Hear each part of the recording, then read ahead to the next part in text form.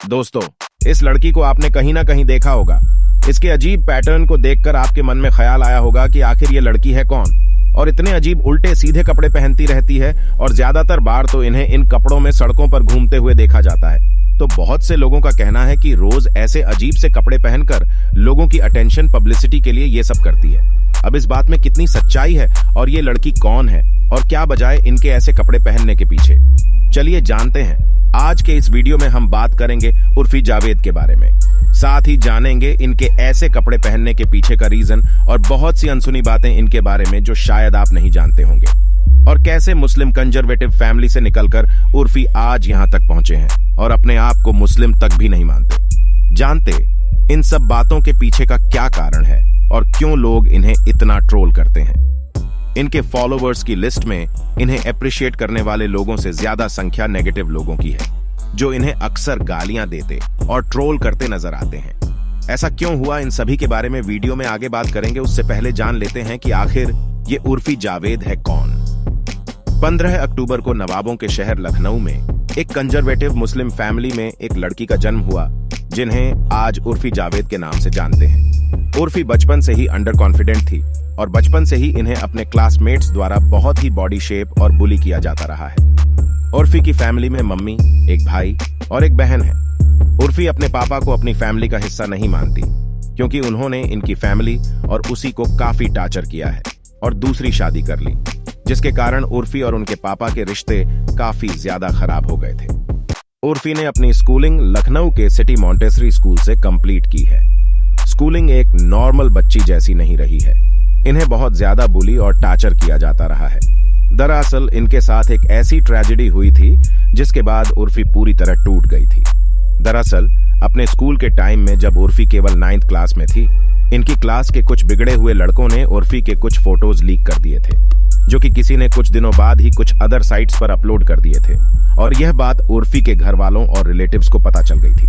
Relatives ने तो इन्हें काफी गंदा और भला बुरा बोलना शुरू कर दिया था, और यहाँ तक कि कुछ लोगों का कहना था कि उर्फी का बैंक अकाउंट चेक करना चाहिए।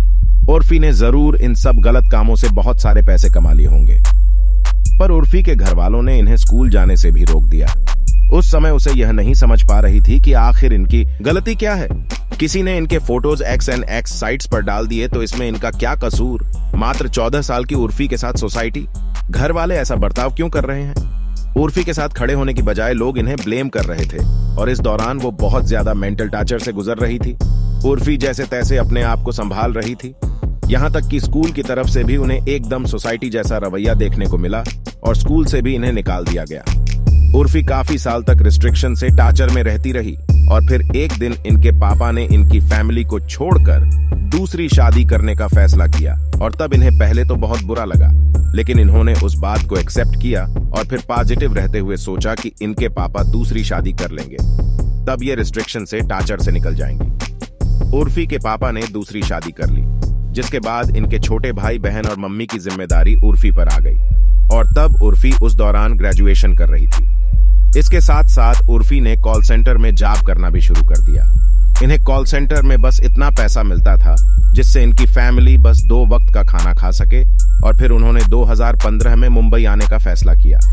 अब ये मुंबई तो आ गई, लेकिन ये बहुत ओवर कॉन्फिडेंट और शाय लड़की थी। इन्होंने अपने आप को हमेशा क्रिटिसाइज होते देखा था।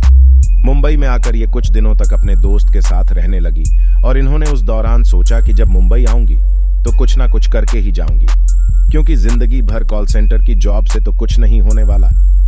और फिर इन्होंने कुछ टीवी सीरियल्स के लिए ऑडिशन देने का फैसला किया, लेकिन उस समय न इन्हें कोई एक्टिंग आती थी और न ही इनका कोई कनेक्शन था, तो इन्हें अपने पहले काम को पाने के लिए बहुत स्ट्रगल करना पड़ा।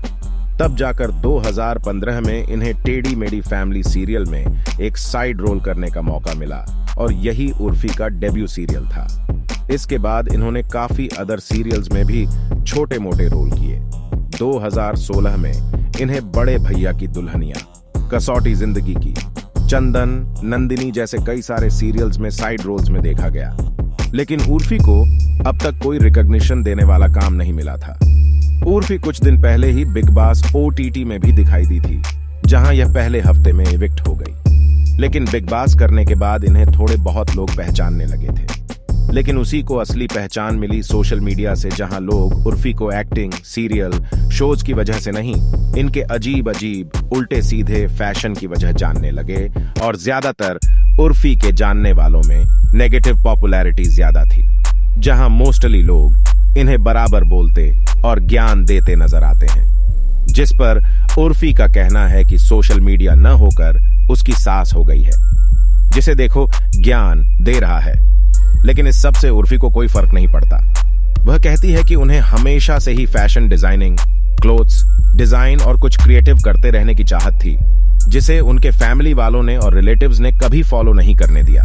लेकिन अब जब उन्हें मौका मिला है, वो अपनी क्रिएटिविटी सबको दिखाना चाहती हैं। इनका कहना है कि क्यों सिर्फ रेड कारपेट पर यूनिक और स्टाइलिश कपड़े पहने जाएं। मैं तो कहती हूं हमें रोजाना कुछ इंटरेस्टिंग पहनना चाहिए। लेकिन उर्फी को शायद यह नहीं पता कि हमें इंटरेस्टिंग कपड़े पहनने तो चाहिए, लेकिन जगह और सिचुएशन देखकर। अब तो रेड कारपेट और अवार्ड शोज में तो समझ भी आता है।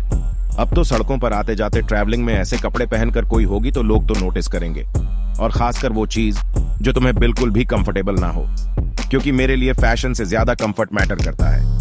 वैसे ही और उसी की पर्सनल लाइफ है, वह जो चाहे वह कर सकती है, और वह अगर अपने पुराने शो को फॉलो करना चाहती है तो इसमें क्या बुराई है।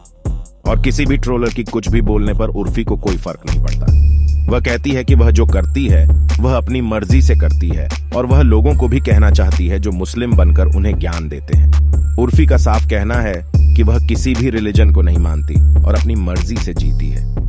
दोस्तों, यह थी कहानी उर्फी जावेद की। आपका क्या कहना है? इनके बारे में आप कमेंट में जरूर बताना। और अगर ये वीडियो आपको थोड़ी सी भी अच्छी लगी हो तो इस वीडियो को लाइक, शेयर, सब्सक्राइब करें।